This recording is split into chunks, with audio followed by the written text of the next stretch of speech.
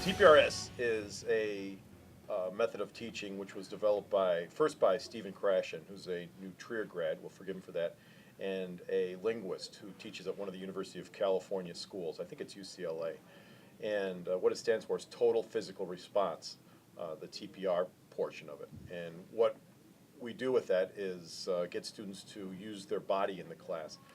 A lot of students are body kinesthetic learners. For example, we'll put a gesture to a word. For example, puede. Puede means can. He, she, or it can in Spanish. So a lot of the students go, puede, puede. And what Krashen estimates is that it takes about 80, around that 60 to 80 gestures or 60 to 80 occasions of hearing a certain word in Spanish, in context, before it is put in the long-term memory. So that's what we try to focus on. I critique my classes and try to get the administrators above me to do the same, again, to critique my classes based on the number of repetitions in context, and that students can respond to that in a comprehensible and meaningful way. And then we also add, once they get the gestures down, we'll add a lot of stories to that and try to continue to on with the repetition. Krashen always talks about, too, the din in the head phenomenon, meaning that once the word starts going into long-term memory, it starts repeating over and over and over, and that can get to be a drag.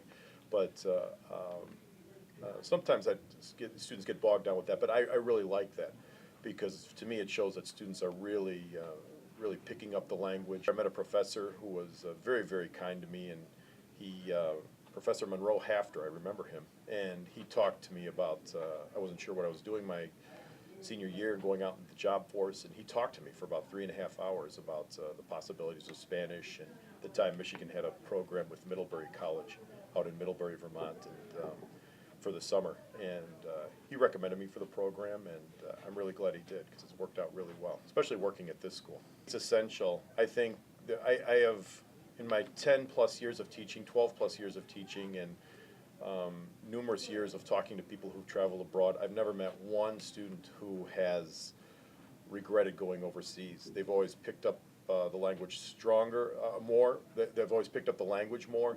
They've grown in their adaptability, their ability to solve problems, think more creatively, and I think it's very essential. If someone wants to go overseas, you have to spend the clock hours in the target language, and there's no better way of doing it than traveling overseas.